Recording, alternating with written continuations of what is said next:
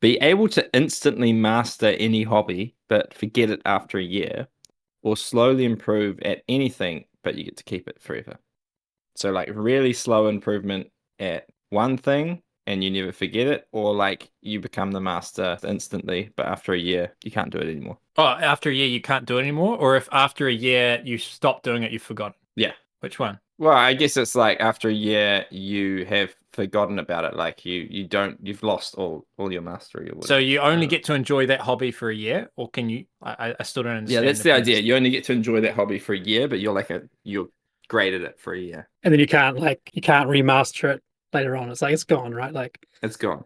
You yeah. gotta move on to something else. There's enough things in the world for every year, one thing every year. That's brutal though. Like all these hobbies, pick anything. Like, beekeeping or like making chutneys or like snowboarding or drumming. Like all these things, they cost a lot of money. Like there's hardly any hobbies that are like really cheap. Like maybe going for walks. But even then you might get hard out into your shoes and all that sort of stuff. I don't know, man. Like if you have to keep moving on, you got to be really proficient at jumping on eBay or Trade Me, selling off all that stuff and finding new stuff. And you have to enjoy that kind of stuff, like not only the hobby itself, but kitting out for the hobby, right? You said making chutneys, right? Yeah, that's a hobby. That's obscure. I know. I just had to try and think of something obscure off the top of my dime, like, I don't know. That's one thing you could actually eat, though, isn't it, Sam?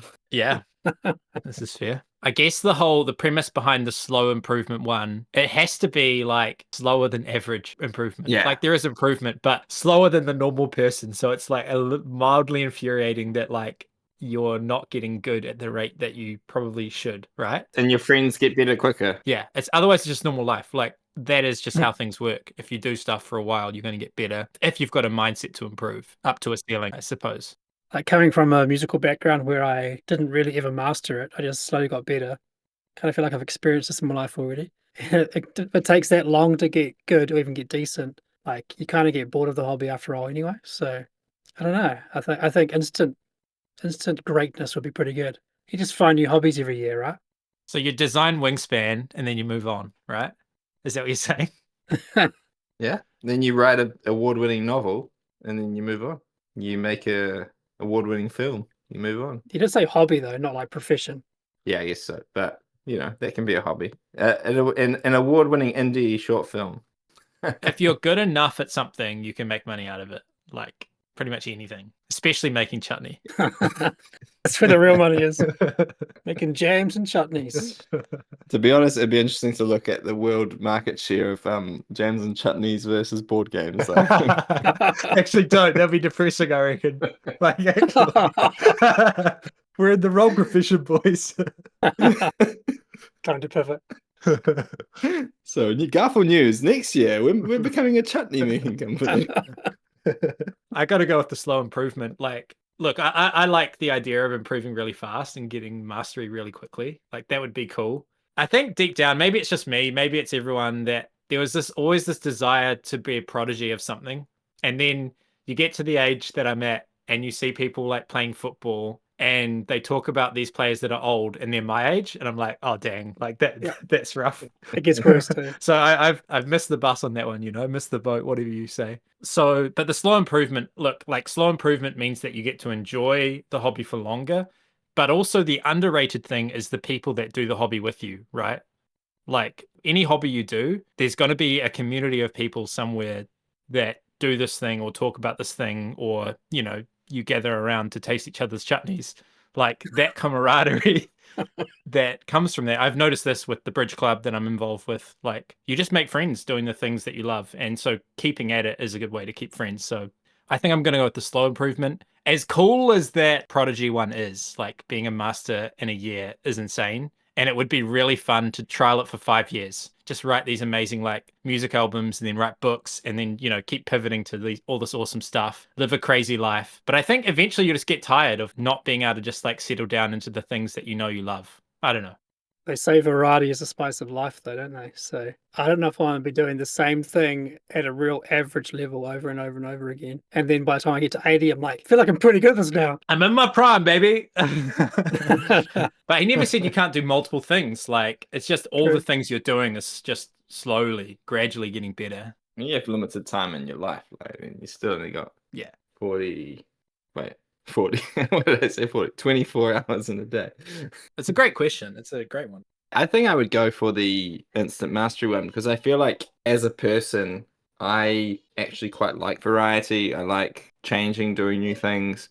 I've been interested in so many things over my life. Like I've sung in a choir. I've been in I've done drama, acting in plays, sports. I love sports, music, board games, video games. Like I don't know. I've just been kind of like interested in lots of things, and I have been okay at a lot of things, but obviously when you're interested in lots of things, you don't get to mastery. So it'd be kind of cool to be able to like get to do lots of different things, but like at mastery level, like being really good. So I think that'd be quite a lot of fun. And I think I enjoy board games as a hobby because there's a lot of variety in it, right? So it's not just doing the exact same thing. And I enjoy designing board games as a hobby or a part-time profession now because, it's part of my job, but it's not my full-time job. Also because like every game design can be very different from the one before and a very different feeling and very different challenges and problems. So I enjoy that variety. And I don't know if I would want to, like, for example, you really enjoy bridge and playing bridge. I don't know if I'd want to play bridge for like 20 years. I played hockey for like 9 years when I was young, and then I switched to football because I was kind of like done with it for a bit,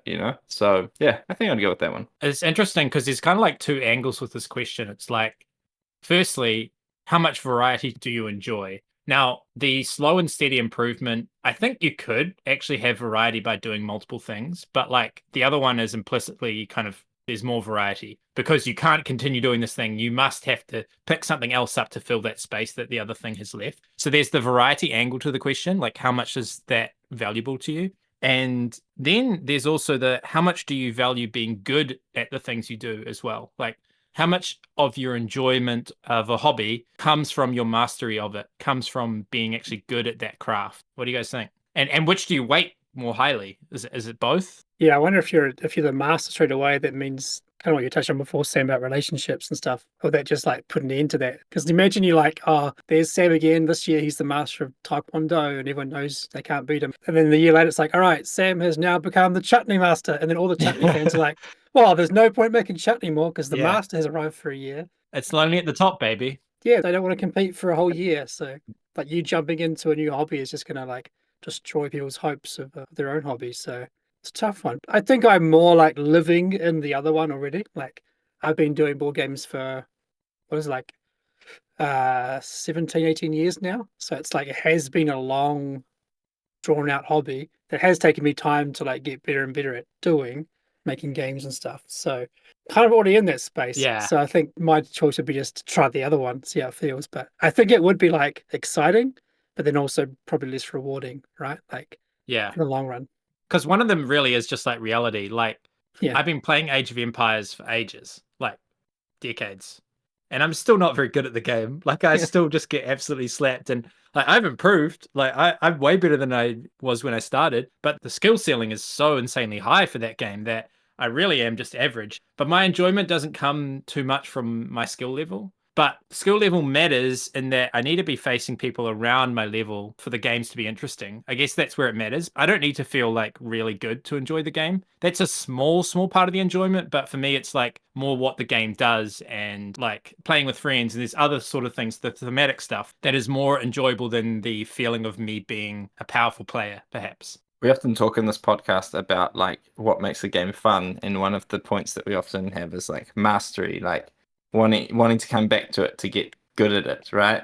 And so you kind of would lose that fun from achieving that mastery of being like, oh man, I was bad and I got good, right? So yeah, there would definitely be a part of the enjoyment that you'd lose. Because it's the pursuit. It's the pursuit of mastery, not the achievement of mastery, right? That's the important part. Yeah, well, the pursuit. I mean, the achievement's pretty satisfying though, but at that point then you it's might move fleeting. on to It's something gone. else. Yeah. Yeah, exactly. But from the other point of view, like in my life, I've been interested in so many different things. It's kind of discouraging because you don't have as much time to invest into each thing, so it's hard to actually get to the level of mastery that you would like to achieve. Right. When you're not spending so much time on something. So I think that's why I would choose that one, that satisfaction of being like, oh, I get to do this thing and be good at it, Yeah.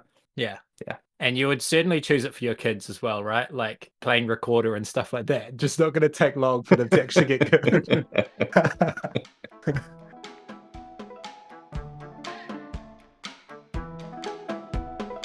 Welcome to the Lens and Veil podcast. Join Shem, Sam, and Zach as they dive into a designer-focused analysis of Moon Colony Bloodbath by Donald X. Vaccarino.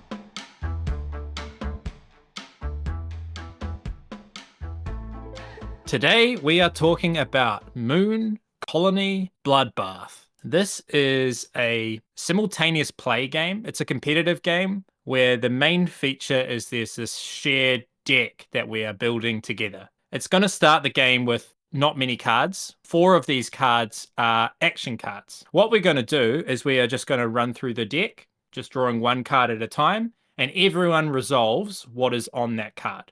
These 4 work cards in the deck allow all of the players to take one of the 5 actions on their player board. These are to gather money, gather cards, gather food, to play down cards, often costing money, or to restock, which is gaining cubes that get placed, little crates that get placed on the cards that are going to power up the cards. You're kind of building this tableau, building this colony on the moon, which is going to augment the power of different actions. So you might build a card that says, whenever you farm, get more food. Or you might build a card that says, whenever you mine, generate some population, things like that. And there's lots of different synergies between the cards. And we are drawing from a different deck of cards than the event deck, but we're drawing from a massive deck of cards, similar to a game like Ark Nova or Terraforming Mars or SETI, those kinds of things. As well as these 4 work actions in the event deck are these event cards. There's 2 cards, I believe, in the deck, which just say draw and play the next event.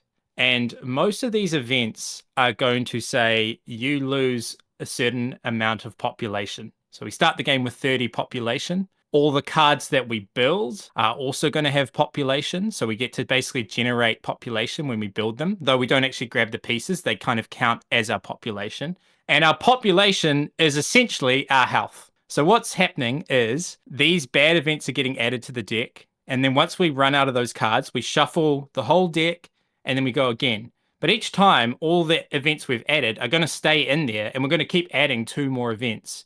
So the deck gets more and more brutal. At the start of the game, most of the cards are good because there's 4 work cards in there and there's not many bad ones. So that's great. So you start ramping up your engine, feeling more and more powerful, but there's like this bell curve. Once you get to the peak of your snowball, then you don't keep snowballing. Then the event deck gets worse and worse and worse and worse and worse as this flurry of attacks keeps coming through and you are trying to gasp for air, really hoping that this work card will show up.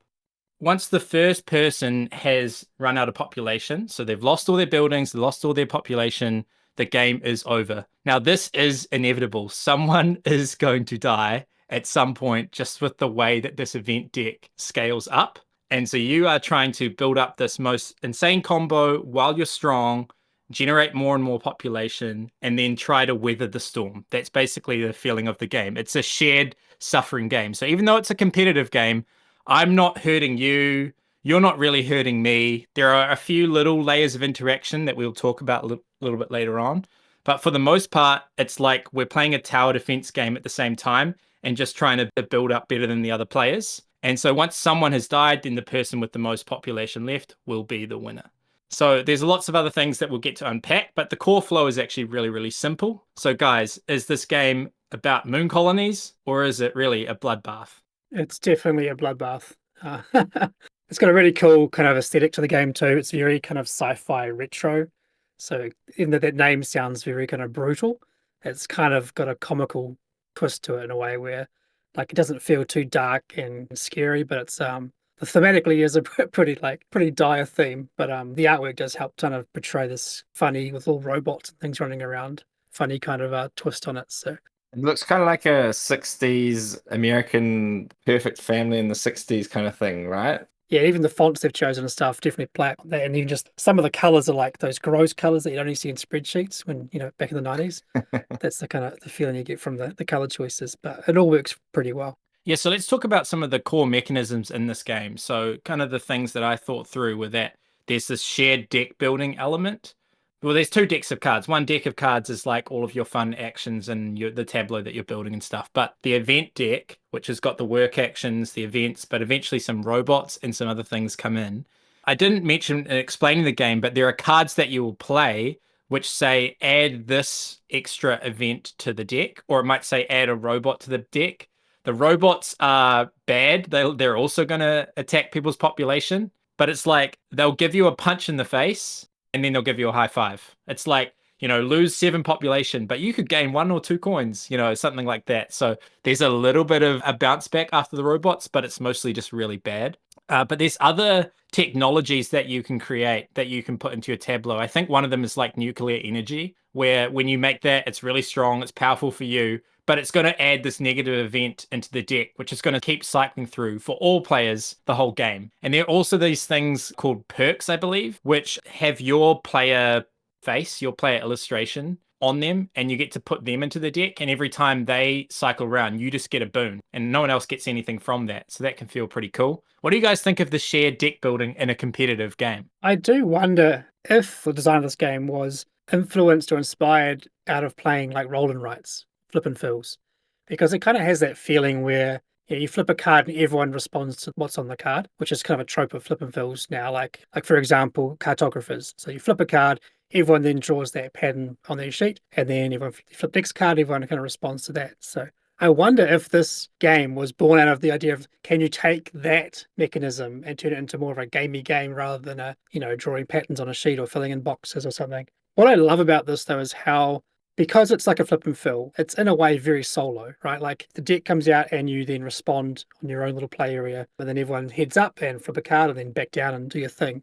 I love how it's got that, which is very solo-ish, but you do feel very invested in the table because it's a shared experience, like you're saying, Sam. Like you are very aware of who's around you, not because they can actually interact with you very much at all. They might influence the deck in a bad way. Yeah. It's going to hurt everyone, really. But it's more about like, are we alive? We're alive. We're all still here. Cool. All right. Next card. And then the kind of feeling of like camaraderie or, we're all in this together kind of feeling is there, despite the fact that there's very little interaction, which is quite a strange achievement in game design in a way.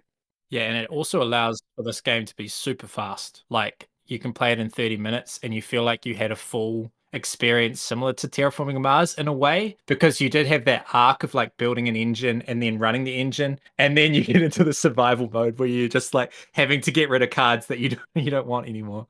I think a really clever thing about the shared deck building is that feeling, when you're playing a deck builder and what's in your deck and you're like, oh man, I just need to draw that card. But it's something that you think to yourself, right? Or you say to yourself, or you might say to the table, but no one cares because no one knows what's in your deck apart from yourself. Whereas like the shared deck builder, it's like all of you are sitting there being like, oh my goodness, I hope the feed your buildings card doesn't come out right now. And everyone knows it's still coming, like, because it hasn't popped up yet. And like everyone is so aware of like what's in the deck, like what's been made up. And people are like, oh, has that card already come out? I can't remember, and you get all this kind of shared experience around like what's the next card that's going to come out. Like everyone is learning what's in the deck. There's people like, oh, I just need the next work to come up right now, before another robot hits me, otherwise I'm going to die. And there's, all that kind of stuff. I haven't experienced that in another game in the same way. And it kind of took that experience of the individual deck builder of hoping for certain cards to come out or not come out and put that into a group experience, which maybe in co-op games, yes, you have that sort of with like a pandemic or something like that. People know what's in the pandemic deck that's going to come out. But like in a competitive experience, he managed to give that feeling to all the players, which is really interesting. I wonder in comparison to like the flip and fill kind of conversation, and flip and fills, it's often like very abstract, like I'll draw this shape or like do this little thing, and it's hard to get like emotionally invested in that. There are definitely times in like cartographers be like, oh, I really hope the next card is red. Like I really want to finish off that objective and do the thing, but you're not like, I hope I don't lose my people. I hope I get those coins so that when I get the next work action, I can then build this awesome card out of my hand. Like you're far more invested in the setting and the theme and the player agency of this game than you would be in a game like Cartographers. Keep saying that game, but lots of games like that. Right. So like those feelings are ramped up, the moments are ramped up, and therefore like that shared experience kind of shines more, right? Like you can have that shared experience in a game like Cartographers where like, oh, the car comes over and Zach's like, yes, that was the piece I hoped for. But like, it's not as emotional, not like, oh, cool, good for you. Like you got a cool shape.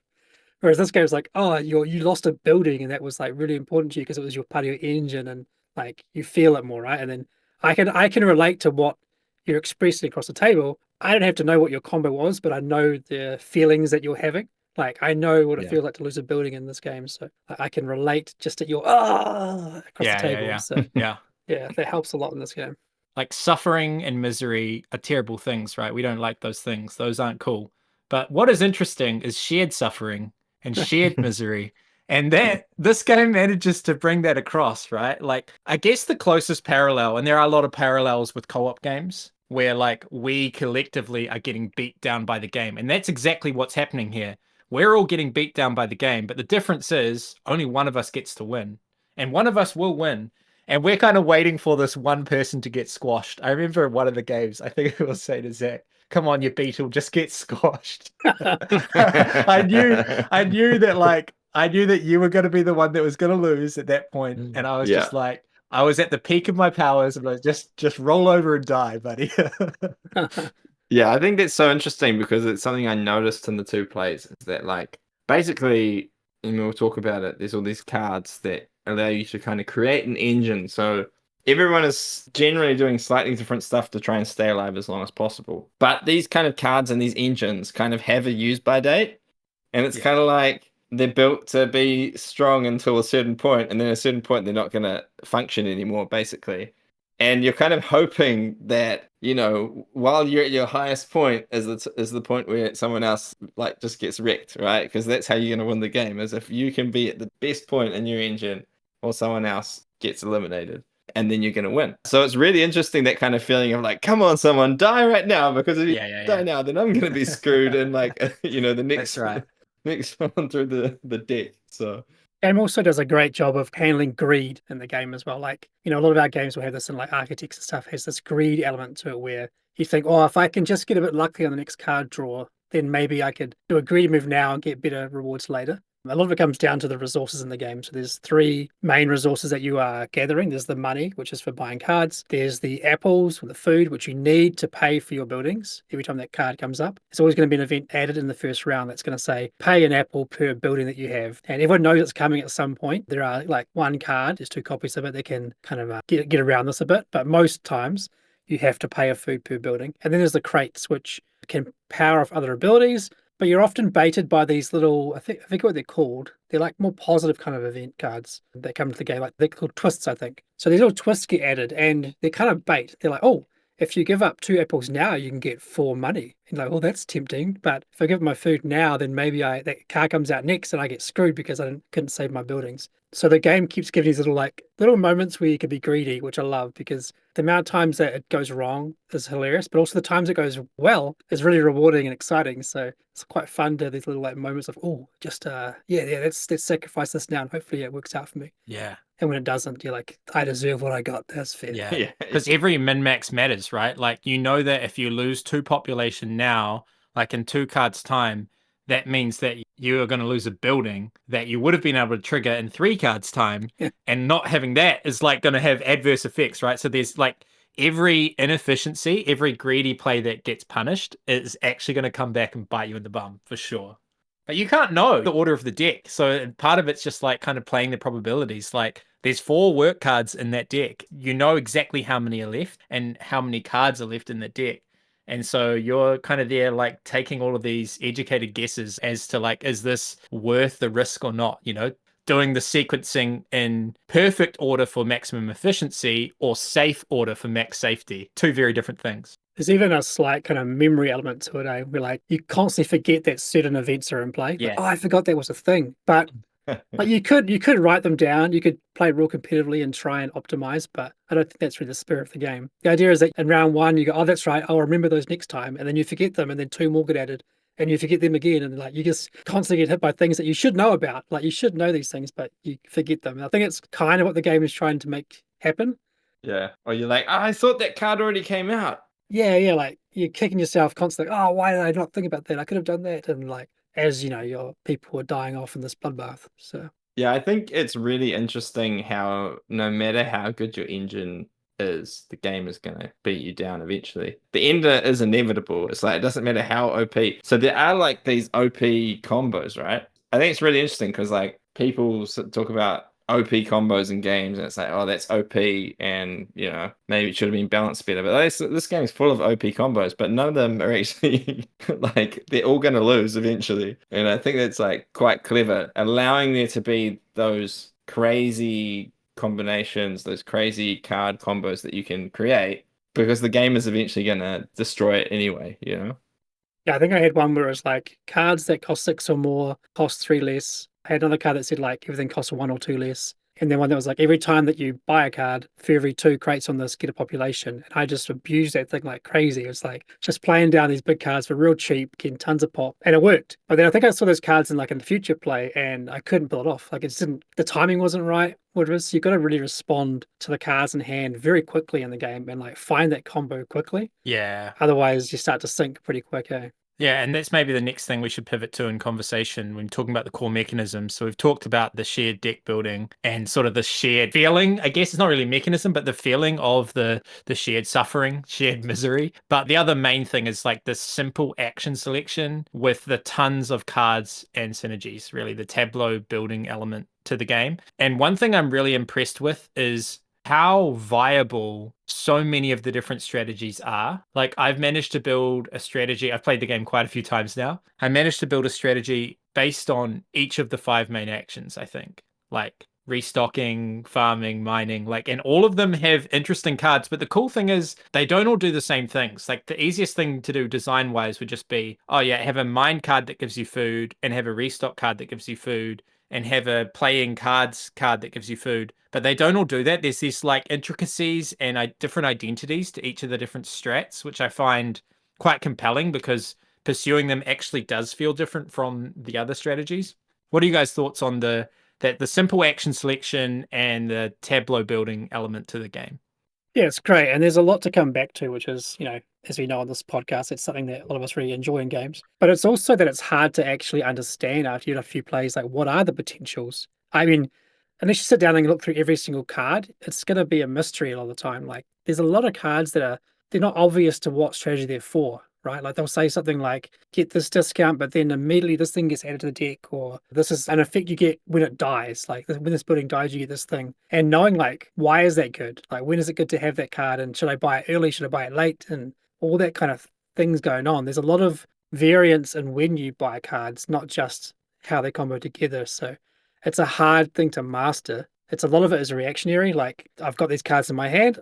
Which one do I buy? Because I got a chance to buy a card. I've got the money. Which one? I should buy something because it's the opportunity's there. And there's a lot of things like that where it's really hard to know what the right move is. But it really, again, comes back to that feeling of the game of just trying to stay afloat. Like even the action taking has that kind of through and through feeling within it as well. So there's a lot of difference in the deck, which is cool. And you can see this game being highly expandable, right? There's so much you can do and add to the game. Totally. Yeah, I think it's crazy how they managed to create so many different viable paths and strategies with just this simple action selection mechanism, because it's like your work action is actually grab some money, or grab some boxes, or grab some apples, or play down a building, basically.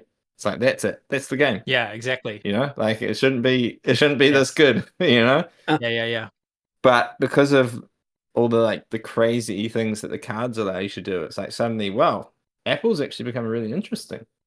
They're no longer just that resource I'm using to feed all my buildings. Now I'm getting to do all sorts of crazy exchanges with these to not lose my population or something. Or the boxes, it's the boxes literally have no use until you build cards. Is that right? Am I wrong? Oh, there are some events and stuff that will use them. There's lots of things that will leverage them, but yeah. But no innate use. Yeah, exactly. No innate use. I mean, I guess apples don't either, apart from there's always that one card, right? But no innate use.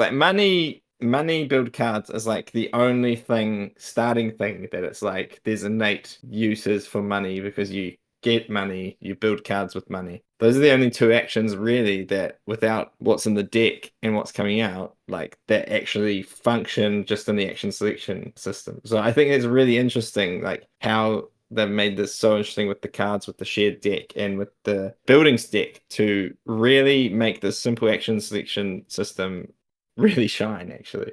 And even that simplicity that you're talking about, the things not really having a value or a perceived value from the very start, actually makes teaching the game really good.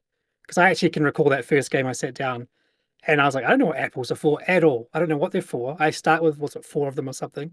And I don't have any crates. I have some money. I know what that's for, like you're saying, Zach. But I don't know what my apples are for at all. And then you start playing, and then this card comes out. You're like, oh, that's what they're for. Okay, now I know. Yeah. And you're learning in that first play what things are for and how you can use them. So that discovery is there from the very start, but it's like you're getting taught the game as you're playing it. You're not really at a disadvantage in that first play of not knowing what they're for, because the cards will kind of educate you as you draw them, right? And if you don't get those cards, then you don't need to know about it. Like, Yeah. I think my first play, I don't think I touched the crates much at all, and that was fine. Like, I didn't need to know every use possible for a crate. I could just react with the cards that I saw, and then, and respond to the events and stuff. So it's a very clean way of kind of teaching systems in a way. And in a way, you're talking about the new player not having an advantage, right? Oh, sorry, having a disadvantage.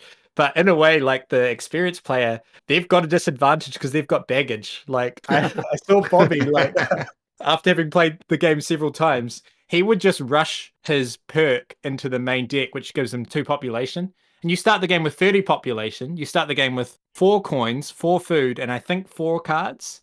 And so to think he prefers to start the game with 32 population rather than 2 more coins or 2 more apples or something. Like a new player is not going to rush straight to adding more life into that deck. They're going to try to engine build this thing. And this guy's got baggage. He knows what's coming. He's like, nah, I'm just tanking up right from the start. It's quite funny. I think a clever thing also about teaching new players the game is that whenever a new event enters the deck, it doesn't get shuffled in. It's like activated straight away. It's like, we're activating this straight away, and it's going in the discard pile. And I think that's actually really great, because if they'd done it the other way around, I feel like an experienced player would have more of an advantage, because maybe they've experienced that card before. It's like, oh, this is the card that's getting added to the deck, and then the next time it comes out, and all the new players are like, what the flip is happening? Whereas like, whatever you add, it's like, bat, boom, everyone take this, slap in the face. Yeah. And then it's coming around the next time as well, and you've experienced what it's like. So you've got that, that preparation. And it's happening for all of us now. Yeah. Like all of us. So, we can explain what's going on, and none of us are advantaged or disadvantaged by that. And I think that's quite clever, because I feel like as a designer, you could be tempted to just put it into the discard pile, give people more of a chance for, things to ramp up slowly. But I think it just coming out straight away, it adds so much more excitement, as well as that kind of knowledge of what's going to come again. And you know what that card feels like, so you're anticipating that card again. If you know that there's a robot that's like lose 8 people, you're like, oh man, next time round I need to be able to tank 8 people at some point, because that's coming for me again. They kind of almost play out like take that cards, eh? Like, it's funny because it's like using. I mentioned it to you guys, I think, when we first played it, and a few other people I've talked to about it, where this has a nostalgic feel to it. Like, this feels like an old school game that should have been around for like 20 years. Yeah. And I think part of that is the fact that it's kind of using old mechanisms that have been removed for a while from the scene. Like Take That, right? Like, no one likes Take That anymore unless it's a pure Take That game. But a card flip, like, here's a robot, lose 7 people, is Take That. Like, that's what it is. But the fact that we're all in it together, like we were saying, kind of gets around that. It's like a smart way of using the mechanism that doesn't feel like how it used to feel when you saw that mechanism in games. But it also feels somewhat nostalgic. Like, oh, I remember this in games when you get a card thrown in front of you and you'd be like, what the heck is this? It's kind of there now, but it's not like we're attacking each other. It's just that we're all seeing it together. But it has, I don't know, a weird comfort to it. Like, it feels familiar in a way without being the same. I feel that way about this game too, that like, how was this not designed yet? There's a real simplicity to it, of the whole, like, we just keep revealing cards, and a lot of them are just taking damage, dealing damage to us, and then we get to take actions. It just feels so, I don't want to demean the game in saying it's obvious, because that's not fair. It's a stroke of genius, but it feels so familiar. Maybe that's the words you use, Shem, where it's like, yeah, this should always have been a thing. This feels to me like a system, the Bloodbath system, that other games could be built on this system, don't you think? Yeah. I feel like we could see this used more for this style of game. Yeah, absolutely. I mean, it's like I was saying off camera before, I think, how it's like there's other games that you could do in this kind of style, like other systems, other themes. And it's just simply you're going through a deck and that deck is ramping up. And maybe it's a bad thing like this, where the deck's getting basically worse with a few little extra things here and there for you. But you can do this in a game where it's like everything's actually getting better. I guess there's some other force in the game that's making things worse. But this could just be like a technology deck or like some kind of thing of yours that's getting stronger and stronger, and you get to benefit over and over again from it, which is, I guess, is like a true deck builder, right? Like that's kind of what that part is, where you as a player have a deck of cards and you are making them stronger. So we've seen that, 1,000 times before, obviously Dominion from the same designer. But yeah, it's that the idea of like everyone's responding to that same deck is kind of the special part of this game, which is weirdly like it's meshing Dominion with Flip and Fills with old Take That games. That's kind of what it feels like to me, kind of meshing those things together and somehow it works. And it's greater than the sum of its parts, like for sure. Yeah. I want to talk about the style of gamers that you are, because I don't think this is going to be a game for everyone, just because it is joining two things together which are quite different. And that's really in the title, the Moon Colony part. If you enjoy these expansive decks of cards where you got to find these synergies and combos and find the efficient order of taking your actions and get them all down, get to this point of snowballing ahead of everyone else. If you enjoy that kind of thing, that's only half of the prerequisites to enjoying the game. You could still dislike this game if you don't like the feeling of being beat down by the game. And that's the second part of the name, the bloodbath part. And I really do think that you would need to like both of those aspects to enjoy the game.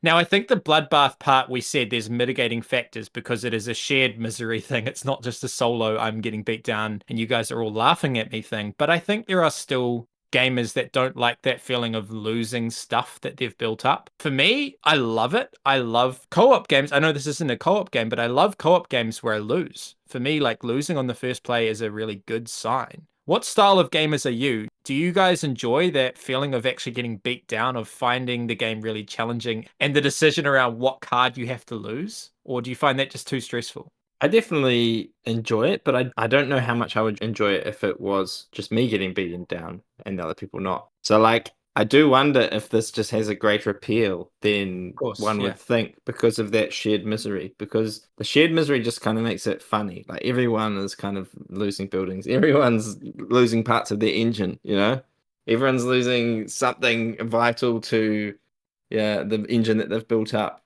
at a certain point in the game. So it's just kind of like, oh man, which part of my engine can I lose first? How do I dismantle this thing in the way that I survive for as long as possible? But everyone's in that situation generally. So yeah, I don't know. It doesn't have that same feeling of frustration as some other games where you lose the stuff that you've built up.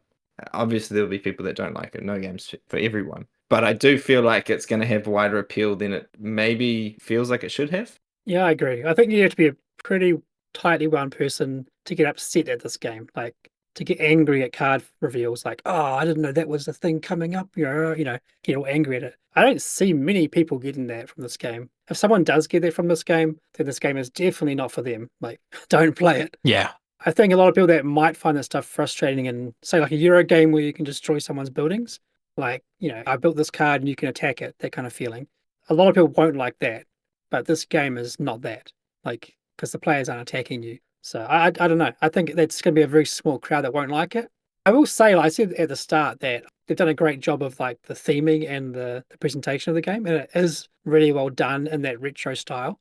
But personally, I really don't like this style of artwork. So like I should be put off by this game visually, right? Like I should be. And maybe there are people that would be put off by this, but after playing it, I don't care. Like I don't care what the stuff looks like and the artwork and stuff looks like. It's funny and it's quirky and the game shines. And on that note, like the production of this game is really, really like bottom line standard. Like those cubes could have been wooden cubes, but they're cardboard punch board. Like this is a decent sized box with nothing but cards and punch boards.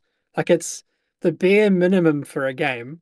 But the odd part is that while you're playing, you don't really care, right? Like, you don't care that it's bottom line components. There's definitely going to be upgrade bits for this game coming out for sure. Like keep an eye on board game. Yeah, like surely that stuff's coming from someone. But all that to say is like, as designers, I think our focus should still always remain on the gameplay. Yes, I mean, as Garphill, we are making games, we're publishing them, so like componentry is important. Like it is really important for us to actually make stuff look cool and be tactile and memorable as components. But from a gameplay point of view, don't get so hung up on how it looks and how it feels and what piece is being used, right? Like that's not the important part. The fact that I don't like this artwork and the components are pretty subpar, but I still really love playing this game is kind of a testament to game design should always come first. Like there's so many games coming out lately, in the last 10 years even, that it's all about the toy factor. and the deluxeification and like getting you to buy the latest thing and the prettiest things on Kickstarter. And we've kind of lost this kind of gem of a game, I guess I could say. Like a really simple game that does something interesting, unique, really well, despite its old school appearance and componentry that seems like it's about 30 years old. But it's like, we should try and achieve this more often, I think, in game design, where we're trying to make something different, not necessarily a big fancy looking toy that's going to sell some money on Kickstarter. Yeah, totally. The game makes me feel nostalgic in a way, actually, towards tower defense games, where there's just kind of like this inevitable doom, this oncoming threat, which you just try to weather. And the enjoyment just comes from trying to outlast and try to survive as long as you can and trying to beat your personal best and that sort of stuff. And that nostalgia is, I don't know, it's really appreciated by me, I guess. Like, I love the feeling of that. There were other games which were supposed to be tower defense, which I played and bought, and they'd never quite hit that same feeling that I've always wanted from a game. And maybe this is just scratching an itch that has been there for a long time, in such a magnificent fashion. I do have a slight concern with the game, but it's really minor because, firstly, the game ends really quickly. But you do get to this point in the game where you don't have a runaway winner per se, especially playing at 3 or 4 players. It's quite unclear who's going to win most of the time. But often, from experience, there's a runaway loser where you can look around the table and see there's someone there with no cards left in their tableau, and they've got like 3 or 4 population, or maybe a little bit less, maybe a little bit more.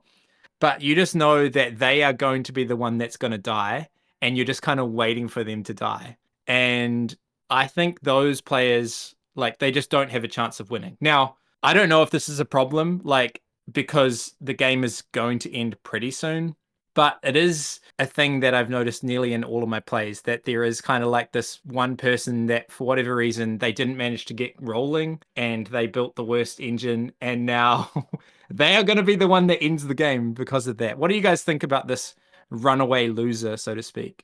I can see it being maybe an issue for some people, but having been in that situation, being the losing player, it's still really fun trying to hold on. Like, Yeah. there's something exciting about when you're like, oh, I'm so dead. And then a card comes out like 3 more population, I'm alive. And the next card, oh, I can play a card down. That's 10 more population. And it's like the hope that's there is still enjoyable and fun, despite the fact that it's probably already written in the stars. You're probably going to lose, but you have this hope and this feeling of like, I can do this, I can survive. That, I don't know, it's still enjoyable, even Cool. if you actually sit back and go, you know what, I'm losing. Maybe that's an attitude thing. Like, maybe if you realize that and you go, you know what, I've lost, and at that point you give up, maybe it's not fun. But I think if you stay in the game and the theme of the game and try and survive, it's fun. I think if you give up, though, the game's going to end in like a few cards' time, right? Like if you don't build any more buildings or do Yeah. anything to try and stay alive. Like, I think the game was just going to end pretty quickly. So I don't know. I agree with Shem. I played the game twice, and I think the first time I was the runaway loser, and the second time I actually managed to win. And both are kind of fun in their own way. Like, if you're going to lose, you're generally trying to like survive long enough, because there might be that player like Sam who's like, hurry up and die. But if you can survive long enough, maybe that player won't win anymore. So there's always that kind of like... Yeah, that's the thing. There might be a player who's Pete, who, if the game were to end in the next card, they're going to win. Yeah. And they want you to get squashed. And then there's a player who's still like slightly ramping. Yeah. Who has like a better card in their hand still to play or something like that, which would turn the game. And they're like, no, just hang on, buddy, hang on. They both know you're completely cooked. I've had a game where like a whole deck cycle prior to the end, we knew who was going to lose. Like, it was just obvious, just based on the resources they had, the cards they had in front of them, like the cards they had in hand, no cards in hand, which is a good sign that there's like no bounce back potential. If they don't have money or cards in their hand, there's no like big kind of swing.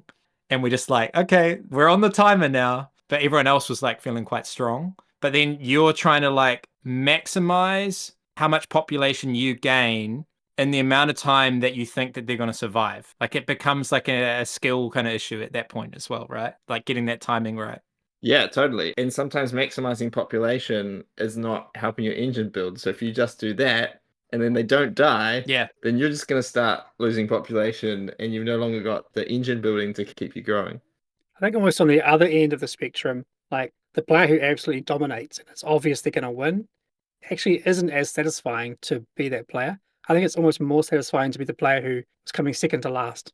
we had one game, I think, when me and Bobby were both on our last legs, and I was just trying to out survive him. Like, if I come third, it's gonna be a great feeling. And like that was more exciting than I think the first game I had where I did just snowball from the start and I won the game. It was cool. It was like the combos were fun, but it felt quite abusive. And like it wasn't that exciting to be like, oh, when someone else is like suffering and they're about to go out and it's exciting to watch like can they survive 2 or 3 more cards? Everyone's kind of eyes on them, right? Like that's the exciting part of the game. And for you as the player who's actually doing really well and winning, no one really cares. Like they're not looking at what you're doing. So it's not as like kind of in a way rewarding or like exciting to be invested in what happens. Yeah. When that person finally dies, it's like, oh, they died. Everyone's kind of like, oh, and then like, oh, and you won. Good on you. But no one really cares about you because you won. So. Yeah. But the player who was 3rd out of 4 is like, yes, I survived. Like it's a great feeling to know that you It's didn't interesting. trigger the Yeah. end game. Yeah. Kind of flips the tables, eh? Like Yeah. on what's the focus of the game, right? And maybe like a big area control game, you're looking at who's the king, right? We talk about, king making and who's gonna win. So you're always looking at those players that are like about to win, right? And everyone's got their attention on who's about to win. And this everyone's got their attention on who's about to lose. So it's like Yeah. it's flipping the whole, I don't know, trope of games, I guess. I could definitely see that could have been a version of this game where the player who has the lowest population wins the game, right? I know it'd be kind of frustrating, frustrating mechanically to Ride the line. try and ride the line, but yeah, but you can definitely see that in a game. I've seen games like this before where it's like, the winner can't win; it's the second player that wins, that kind of thing. They're often quite frustrating to try and to play well, but you could totally see this in this game. Where like, if when someone dies, the lowest wins. Yeah, I feel like in that version, we're all getting knocked out at the same point, or like several of us are. There was one game where, just to prove your point, like maybe my least satisfying game, where I was just owning the Moon Colony and the Bloodbath was just not impacting me. Like for whatever reason, I just built up this Exodia combo. And then someone died. And I was like, what'd you go ahead and die for? I was going to run through this whole deck. Like I was like so strong. I was Thanos. And I wasn't allowed to keep playing the game. Like, what the heck? You're like, keep hitting me with those cards, man. Yeah. That's the thing, eh? Like you have this awesome engine and you want to keep using it, but you can't. That's kind of like not that satisfying to win in that sense. If I could have donated them resources so that they could keep the game going longer, I would have, Bit of altruism there. So the last question. I mean, it's kind of implicit, but let's just talk about it. What for you is driving the replay value of this game? Combos. Want to see what cards come up and how I can combo them. Like, I don't know. The combos are cool in this game. Yeah. Like, talking about the action system is pretty boring. Like, there's nothing to write home about the action system, but it's how the combos build on top of that makes the game great fun. So I think combos is a huge thing, and then all those feelings that we were talking about that shared deck experience is just quite a fun experience around the table to share with your friends. Yeah, I think lots of games have this kind of combo card heavy systems. Like it's been done a lot before, and it's always fun, right? Like that's a kind of a given. But the fact that there's always moments on top of that, the feelings that it creates, and then to add on top of that the game length and the teachability. Yes. Like those 3 things kind of together are what make the game shine for me. I guess it's nothing hindering me from wanting to play again. That's the other part. Like sometimes a game you can really enjoy and really have a fun time with it, but then you're like, but there's a certain thing in the game I don't really like, and it's a big game, it's 2 hours long, and I don't want to teach it, and I'm not going to play it because of those reasons. So there's nothing in this game that's hindering me from wanting to play it again. Like if you said, can we play this now? I'd be like, yeah, I've got 30 minutes. It's easy. Let's go. Like it's not that taxing on the brain. You're kind of responding all the time to what's in your hand, and the decisions aren't super heavy and hard. They're interesting, but they're not complex. So like for all those reasons, I'd come back to it almost any time. Yeah. So for me, this game is not like a 10 out of 10 in terms of enjoyment, but I would say where it shines the most is the replay value. Like I would actually give it a 10 out of 10 for replay value. And that's for the reasons that you guys have suggested, like the game length, the combos, finding all that sort of stuff. Like it's really easy to set up. You can play 2 games in an hour, but also that quote, where there is delusion, there is hope. And like going into this game, you think maybe this time I can make it through the deck. Because right at the end of the event deck, there's a card. It's a mythological card which says the game ends. Huh. You've survived, the game ends. We just find out who the winner is now, the person with the most population at that point. One day, I want to get to that. I don't know if it's actually possible. I'm sure there are some sweaty nerds out there on BGG who have actually said that they've done it. But whatever, like, good on you guys. You know, just having that hope that maybe we can outlast it this time is that same kind of tower defense energy. But also the genius thing about the game is the mix of variety and consistency in the game. So there is actually a fair amount of consistency in the action taking system, all that stuff, but the core event deck is the same. The first card that enters the deck is always that one about feeding all your buildings with apples. The next one is always the one where you lose 2 cards and draw a card. So that consistency is good because you build up this familiarity. And then after that, it's pretty much add a robot and then it's just keep losing population. But then the variety is interesting too, where you add in 2 twists each game, and the twist deck is massive. So it would take, like, I don't know, I'm just pulling out a number, 20 plays to see all the twists, maybe more. There's a lot of twists. And because they come through every cycle of the deck, they are really game defining, the twists. Like, they make each game feel quite different. Like, some games, credits are more valuable because there's 2 twists that you spend credits for other things. So now a mine strategy becomes really cool, you know, all that sort of stuff. And then also the variety with the robots. Like, each game you might be adding 3 or 4 robots, but that's another deck of cards. So you're not going to see all the robots for a while. So it's this mix of like all the variety of the cards you're going to get, the order they're going to come out, and then the twist to give each game its own little starting setup like spice, which elevates this to a 10 out of 10 for replay value. Just hits on all those factors. So yeah. We hope you've enjoyed our discussion about Moon Colony Bloodbath, but we'd love to hear from you. Jump on the Garphill Games Discord and let us know on the podcast channel if you've played it and what you thought. What do you think of shared deck building? Is having a runaway loser a problem? Welcome back to our BGG Top 200 draft. Once again, we're here to draft our favorite games of the next 10, and this time we're looking at numbers 151 to 160. As I say, each episode, these were screenshotted when we started doing this, so they might not be the same if you go and look now, but I'll read them out. So, from 151, Yokohama, Iberia, which I guess people call Pandemic Iberia as well, Forbidden Stars, Clank in Space, a deck building adventure, Just One, Codenames, Nucleum, Champions of Midgard, Rajas of the Ganges, and Endeavour Deep Sea. Well, this week we have Sam banning, and Shem will get to first pick. So I am going to be banning Clank in Space. No further comment required. I was going to choose that too, Sam. I'm sure you were. I actually was hoping you might ban something that I like, so it makes my decision easier. This is a really good 10, I think, for all of It us. is. There's a lot of good games in here, and a real big range of games too. Like, everything from Just One to Nucleum is quite crazy. Little side fact, Endeavour Deep Sea is currently number 90 on BGG. at the time of recording Whoa. this, Wow. and will It continue to jumped. climb, I'm sure. So it's jumped quite a bit. I'm not going to take one of my 9 out of 10s. I'm going to take an 8 out of 10 for this one, just for my list, you know? And this is a fantastic game, but it's hard to rate above an 8 because just the kind of game it is. And that is Codenames. Codenames is an absolute stunner of a game. I've enjoyed it so many times with so many different people, and I would like to have it in my top 20 list. So there you go, Codenames. I think you picked the wrong party game, man. Nah. I feel like one of them is way outlasting the other for me, but there we go.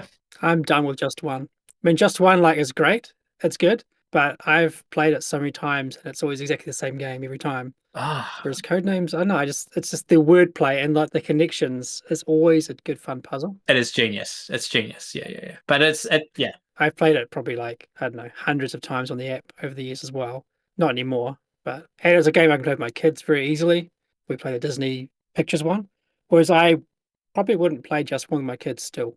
I mean, that last game that you and I had, Sam, like, we had some younger kids, even teenagers, and it was still a challenge, right? Like, communicating like certain words to the kids, they just didn't get the references and stuff, and it's kind of hard. That's actually an interesting thought because, like, to me, Just One is a lot more approachable. It's kind of like less gamey in a way, but then maybe it's still, there's like the language element perhaps, which, or Codenames, you've got the pictures, and Codenames, it's like, there's not as much for the people that aren't the clue givers, so that they, kids can feel involved. Yeah. I don't know. There's an interesting thought there around like the complexity of Just One and code names, how they're actually slightly different. Just One will be easier to teach, for example, right? Yeah, I think what Shim's saying is like code names, at least you see all the words there, right? So if you have kids, like they have to match that clue that you gave to what's on the table, what they there's can see in options. front of them. The options are given, right? There's Yeah. options. Whereas Just One, it's like it could be anything, right? But there you go. Code names. Nice. Great tip. Over to you, Zach. All right. Well, I definitely considered code names, but I can't pick it now. And I would consider picking Just One because I feel like Sam's going to pick it. So it could, it could be nice picking that away. Forbidden Stars is a game I haven't played, which I'm sure I will like because I've heard lots of really good things about it, but I'm not going to pick that either because I haven't played it. I'm going to pick whatever's number 90 right now, Endeavour Deep Sea. Endeavour Deep Sea is a fantastic game. Won the Kennerspiel. I'm super happy to have that in my list, and so I'm going to draft Endeavour Deep Sea and Kiwi dezyners. So, another game Good with on Kiwi you. Good dezyners. job, Zach. You get a top 100 pick in the 160 brackets. Pretty Yeah, good, it's true. right? It's good for your list. Well, I got to take Just One. Like, I've taught this to so many people. I haven't played it with kids, really. So, yeah, maybe your point's quite a good one.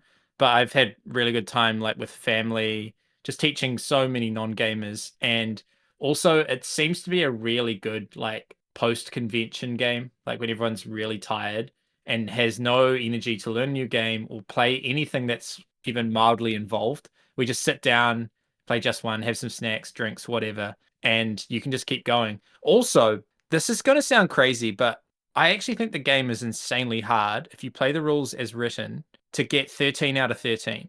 Like, we have never done it. We can do it at 3-player because at 3-player you get 2 easels each. We have never done it at 4 players. And now I know I've kind of already alluded to this before. My game group definitely has 1 or 2 hidden traitors, like every co-op game we play. But I've played 70 times. Wow. And we've never won. And that's logged. I probably would have played more. We've never won the game like 13 out of 13. I mean, technically a win is like more than half or whatever, but we've never got 13 out of 13. So the fact that there is something still eluding us means I kind of want to come back for more. Yeah, so I love Just One. Very, very simple. Great game.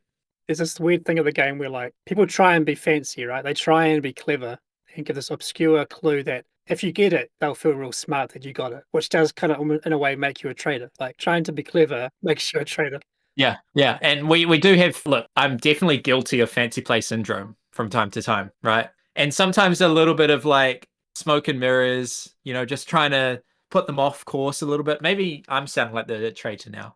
Yeah. But when they get it, there's ones that we start to say like, that's a confirmation. It's a confirmation clue. So like, if my thing still doesn't make sense to you, you haven't figured it out. But the great thing about those clues is it's never going to help you to figure it out. Yeah. But once you figured it out, then you can't confirm. That's all it's good for. So good for nothing. Right. No, it's a great game. You shut up until you understand this clue, and then we're good.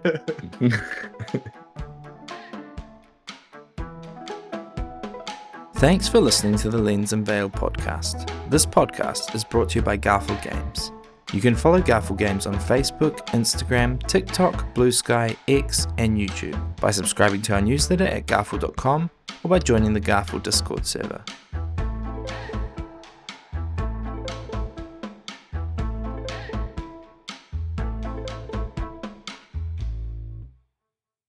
Sorry, guys. Now Zach's going to clip the Gorgeous. ending just to me saying, "Get the belt out, boy." Please don't. Yeah, yeah, exactly.